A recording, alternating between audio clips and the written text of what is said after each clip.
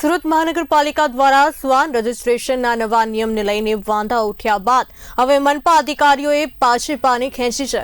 તાજેતરમાં શ્વાન માલિકો પ્રાણી અત્યાચાર નિવારણ સમિતિના સભ્યો અને મનપા કમિશનરની બેઠક યોજાઈ હતી।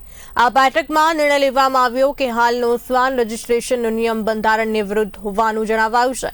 પ્રાણી અત્યાચાર નિવારણ સમિતિના બોર્ડ ઓફ ડિરેક્ટરોએ સ્પષ્ટ કર્યું કે 2008માં જે ઠરાવ થયો હતો તે મૂળભૂત રીતે ભેંસ અને પાડા માટેના કરને લગતો હતો, પરંતુ મનપાના અધિકારીઓએ કોઈ અધ્યયન કર્યા વગર આ જ ઠરાવને આધારે શ્વાન રજીસ્ટ્રેશન ફોર્મ બહાર પાડ્યું હતું અને અધિકારીઓએ એનિમલ વેલફેર બોર્ડના નિયમોનો સંપૂર્ણ અભ્યાસ કરી તેના આધાર પર જ નવી ગાઈડલાઈન તૈયાર કરવાની વાત કરી છે।